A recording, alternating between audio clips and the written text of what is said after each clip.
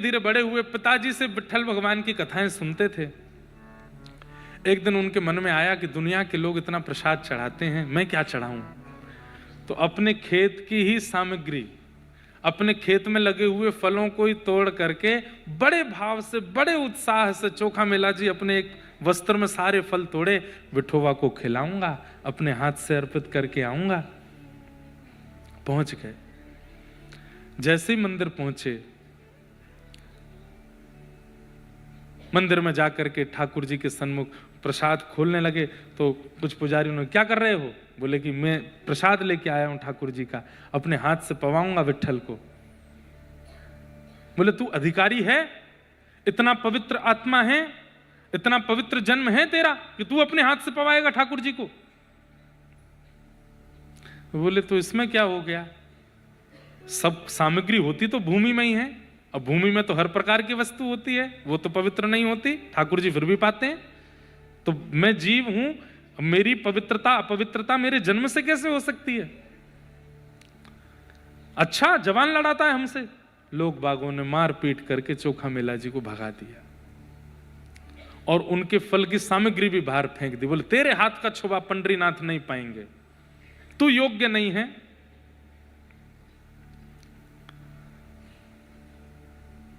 उनकी बातों का बुरा नहीं लगा चोखा मेला जी को, ठाकुर जी पे गुस्सा आया। बड़ों के भगवान बन गए हो, धनवानों के भगवान बन गए हो, योग्य लोगों के भगवान बन गए हो, तो मेरे हाथ का नहीं पाओगे आप। जा रहा हूं मैं। और दिखा के गए, देखो कितना अच्छा वाला सेब है, मीठा मैं ही खाऊंगा, आपको नहीं दूंगा। किसी अन्य पर कितना सहज स्वभाव, ये केला देख रहे हो कितना बढ़िया, मैं खाऊंगा इसको, आपको नहीं खिलाऊंगा। ऐसा करते हो आप, अपने भक्तों के साथ इतना दुर्व्यवहार करते हो। ठाकुर जी को डांट करके थोड़ी देर लड़ झगड़ करके चोखा मेला जी चले गए। यहां लगी, इधर लगी थी, चोट लगी ठाकुर जी चोखा मेला जी को। रात्रि में बैठे बैठे बेचारे सिकाई कर रहे थे, अपना सब माता पिता से छुपा रहे थे कि इनको बताऊं ना कि मुझे आज मारा मंदिर में। पंडरीनाथ भगवान से देखा नहीं गया। रात्रि में बैठे थे, तभी सुंदर कस्तूरी की सुगंध आने लगी, सुंदर तुलसी की मालाओं की सुगंध आने लगी। आहा, दिव्य तेज जैसा दिखने लगा। चोखा मेला जी ने जैसे ही देखा, आहा, पुंडली कवरदा हरि विठल, श्री ज्ञान देव तुकाराम, श्री पंडरीनाथ भगवान की। मंदम मंदम चाल, कमर पर हाथ धर के ठाकुर जी मटक मटक के चल के आ रहे हैं। चोखा मेला ने जैसे ही देखा, देख करके प्रसन्न तो बहुत हुआ, लेकिन लड़ने लगा। क्यों आए अब? सुबह तो भगा दिया था, मार पीट के मुझको भगा दिया था। बड़े घरों में जाओ, बड़ी जात में जन्मे लोगों के पास जाओ, मेरे पास क्यों आ रहे हो आप? ठाकुर जी आए, आकर के चोखा मेला को हृदय से लगाया। जहां जहां चोट लगी थी वहां अपने हाथ से सहलाने लगे। बोले चोट लगी? चोखा मेला के तो नेत्र सजल। ठाकुर जी को इतने समीप से पहली बार और प्रत्यक्ष बोलते चलते फिरते ठाकुर जी देखे। 2-3 बार तो उसको मूर्छा जैसी आ गई। ठाकुर जी ने संभाला, अरे संभाल, ऐसे मत कर, आप सच में आए हो? बोले हाँ, मैंने सुबह बहुत डांटा आपको, मुझे क्षमा करना। कोई बात नहीं, सुन वो फल कहाँ है? तू बोल रहा था बहुत मीठा सेब है, बहुत अच्छा केला है, कहाँ है? खा गया क्या? चोखा मेला बोला, आपको लगता है मैं तो बस चिढ़ा रहा था आपको, मैंने नहीं। मीठा सेब है, बहुत अच्छा केला है, कहाँ है? खा गया क्या? चोखा मेला बोला, आपको लगता है मैं तो बस चिढ़ा रहा था आपको, मैंने नहीं खाए। तो कहाँ है, जल्दी लेके आना।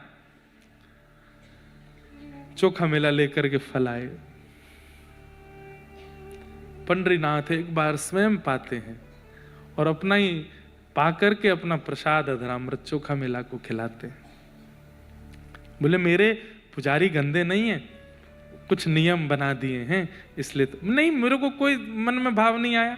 अच्छा हुआ उन्होंने पीटा मुझे, पीटा तो आप आ गए, नहीं पीटते तो आप आते। मेरे साथ कुछ व्यवहार ऐसा किया उन लोगों ने तो आप आ गए ना मेरे पास। मुझे बंधुओं देखो, सम्मान की इच्छा उसी को ज्यादा होती है जिसको अपमान का भय होता है, या फिर अपमान भी उसी का ज्यादा होता है जिसको सम्मान की बहुत इच्छा होती है। चोखा मेला जी को और किसी भक्त को सम्मान की इच्छा होनी ही नहीं चाहिए। उसका अपमान कितना भी करे दुनिया, उसको पता ही नहीं चलेगा। चोखा मेला जी ठाकुर जी अब पावे फिर पवावे, फिर पावे फिर पवावे। 2-3 फल पाने के बाद ठाकुर जी बोले अच्छा चल अब बाकी की पोटली बना के मुझको दे दे। चोखा मेला बोले सब पालो ना। नहीं, ये मैं लेके जाऊंगा, रुक्मणी जी को पवाऊंगा। आज तुम आए थे, तुम्हारे साथ मंदिर में दुर्व्यवहार हुआ, इस वजह से मैंने और रुक्मणी दोनों ने कुछ नहीं खाया। पूरे दिन हम भूखे रहे, आज वो भी भूखी है, तो मैं जाके तेरे ही फल खिलाऊंगा। चोखा मेला जी तो बोले मुझे सर्वस्व मिल गया नाथ, मुझे सब कुछ प्राप्त हो गया, मैं आ सकता हूं आपके पास? हाँ तू आना ना, मैं करवा दूंगा व्यवस्था, मैं पुजारियों को स्वप्न आदि देके तेरी व्यवस्था कर दूंगा, तू आ जाना। ठीक है मैं आऊंगा, आप जाओ। ठाकुर जी पोटली लेकर के कमर पर टांग के पहुंचे, जाकर के रुक्मणी जी को गर्भगृह में बुला, आओ बैठो पाओ। दुनिया के 56 भोगों में वो सुख स्वाद नहीं होगा, चोखा मेला के फल पाओ। और पवाने लगे रुक्मणी जी को, प्रेम से रुक्मणी जी पा रही हैं, विठोबा पा रहे हैं। दोस्त ये देख रहे हो, प्रातः काल का समय, काकड़ा आरती होनी थी। जैसे ही द्वार खुले, पंडरीनाथ भगवान के चारों तरफ छिलके पड़े हैं, बीज पड़े हैं। सब लोग देखने लगे, अरे रात में तो मंदिर पूरा स्वच्छ किया था, ये अपवित्र कैसे हो गए? छिलके गुठली कहां से आ गए यहां पर? लोगों का काम है अधूरी चीजों पर अपनी कहानी बनाना। एक बोला मैं बताऊं, बोला हाँ, वो चोखा मेला आया था कल, उसको हमने मार पीट के भगा दिया, तो कहीं से चोरी चुपके, अब उसके ईमान पे बात आ गई ना, उसको हमने मारा पीटा, तो चोरी चुपके कहीं से घुस करके पूरे मंदिर में झूठा प्रसाद खा करके छिलके फेंक के चला गया है। एक बार भी ये मन में नहीं आया कि विट्ठल नहीं खा सकते? कितना अविश्वास! मतलब चोखा मेला भीतर घुस गया होगा और खा करके छिलके फेंक करके गया होगा अपवित्र करने के लिए, ये कहानी बनाती। और काकड़ा आरती तो हुई नहीं, सब पुजारी पंडाओं ने डंडा उठाए और लेकर के पहुंच गए चोखा मेला के पास। सो रहे थे चोखा मेला जी, रात्रि के 3-4 बजे खटिया से उठाया, उठा करके पानी वाने डाला। तेरी इतनी हिम्मत, तू मंदिर में जाके झूठा! फिर से डंडे आदि मारे उनको। विठोबा तो कहे थे व्यवस्था कराएंगे मेरी, इतना पिटवा रहे हैं। रोने लगे चोखा मेला, वहीं से बोले नहीं आऊंगा विठोबा, मैं नहीं आऊंगा आपके पास। ये कैसा करते हैं आपके सब लोग व्यवहार? आप हंस रहे हो पर चोखा मेला की वेदना देखो। बंधुओं, एक व्यक्ति हमसे अगर हमने जो नहीं किया वह बोल देता है ना, तो कितनी पीड़ा होती है। और यहां सब लोग अगर पीछे पड़ जाएं तो चोखा मेला जी का स्थिति भाव देखो। इतना मारा कि जो रात के घाव थे वो तो खुल ही गए और नए घाव आ गए। बिल्कुल शिथिल अवस्था में चोखा मेला जी रोने लगे। कैसे बताऊं इन सबको कि मैंने नहीं किया? पुजारी बोले अब ये सबक सीख गया, अब नहीं आएगा कभी। लौट करके जैसे पंडरीनाथ के मंदिर में पहुंचे, भीतर से द्वार बंद कर दिया ठाकुर जी ने और ताला लगा दिया अंदर से। और भीतर से सिसकियों की आवाज आ रही है, ठाकुर जी रो रहे हैं। पुजारियों ने जाकर के खूब द्वार खोला लेकिन नहीं खुला। ज्यादा हट करने लगे तो भीतर से रोष में और जैसे कोई रोते हुए स्वर में बोलता है, गुस्से में, ऐसे ठाकुर जी बोले निकल जाओ यहां से, नहीं मिलना मुझे तुम लोगों से।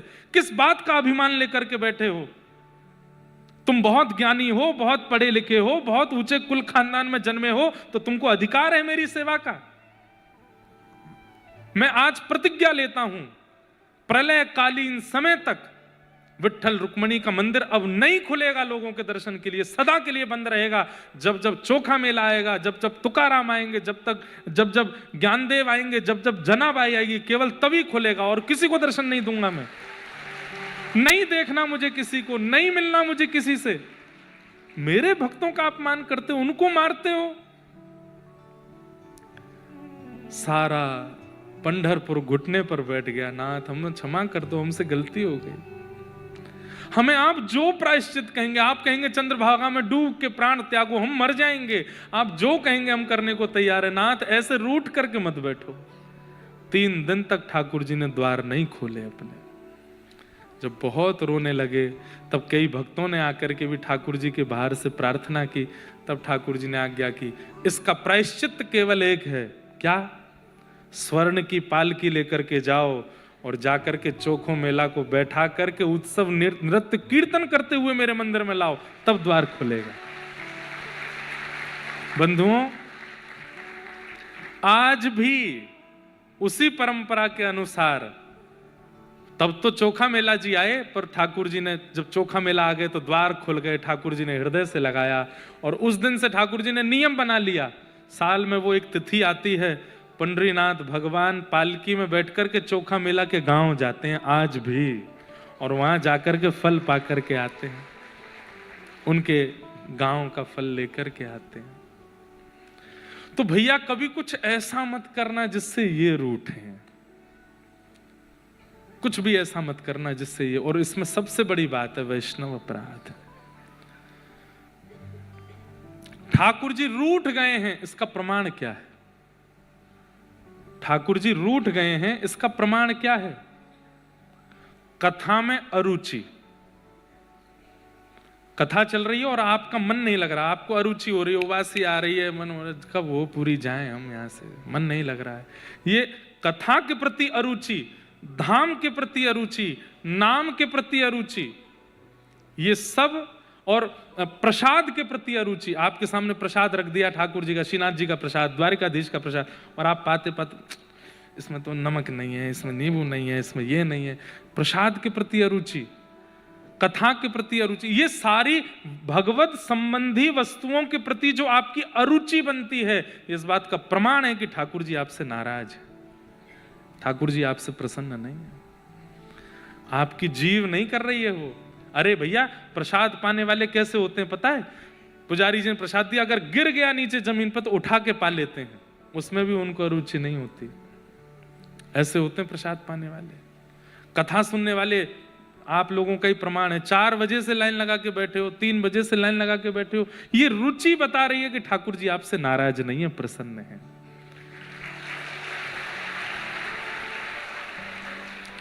अरुचि बनना भगवत संबंधी वस्तुओं के प्रति यह प्रमाण है कि ठाकुर जी आपसे नाराज है। कभी आप ठाकुर जी का प्रसाद पाओ और अचानक से लगे, ओहो इसमें तो स्वाद नहीं आ रहा, वो वाली सब्जी दे दो हमको, तो ये मत सोचना स्वाद नहीं आया, ये सोचना ठाकुर जी नाराज है, कोई अपराध हमसे बना है। कथा में बैठे बैठे ये लगने लगे, ये व्यास जी कुछ नहीं जानते, वो व्यास जी बढ़िया हैं, ये व्यास जी तो ऐसे हैं, वो व्यास जी बढ़िया हैं।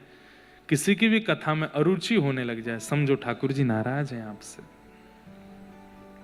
वो बात अलग है, कोई व्यासपीठ से कुछ भी बोले तो अलग बात है, पर सैद्धांतिक ठाकुर जी की लीला कथा सुनावे, उसके प्रति भी अरुचि बन जावे, तो समझो ठाकुर जी नाराज है। और ठाकुर जी नाराज होकर के एक ही विधान करते हैं, क्या? खूब धनवान बना देंगे आपको, ले क्यों मेरे से प्रार्थना मत करियो, मुझे सुनना ही नहीं तुझसे, खूब धनवान बन जा, खूब ये बन, ये संपत्ति ले, सब कुछ ले, जो चाहिए सब तेरे पास, मेरे पास आने की जब जब योजना बनेगी मैं काट दूंगा। यही ठाकुर जी की नाराजगी है। इसलिए भैया कभी वो मत करो कि ठाकुर जी से मिलने ठाकुर जी आपसे नाराज हो। ब्रह्मा जी ने 1 अध्याय में स्तुति गाई है भगवान की, लेकिन ठाकुर जी ने ब्रह्मा जी को क्षमा नहीं किया, और ठाकुर जी मौन होकर के वहां से चले गए। ब्रह्मा जी बोले, इससे बढ़िया तो मेरे प्राण ले लो नाथ, आप मौन मत हो। ठाकुर जी बोले, मौन ही दंड है, तुझसे बात नहीं करूंगा। आपने मेरे ब्रजवासियों को कष्ट दिया तेने, हैं? मेरे ग्वाल बालों का हरण किया तेने। ठाकुर जी निकल गए। लौट करके सब ग्वाल बालों को लेकर के ठाकुर जी पुनः पृथ्वी पर पधारे। आगे ठाकुर जी की मधुर मधुर लीलाएं हुई, जिसमें एक बहुत सुंदर लीला ठाकुर जी की कालिया मर्दन लीला हुई, सबने सुनी है। तत्पश्चात भगवान के ब्रज में 2 बार आग लगी, दोनों बार ठाकुर जी पी गए। फिर वेणु गीत की कथा आती है। गोपियों के द्वारा गाया गया सबसे पहला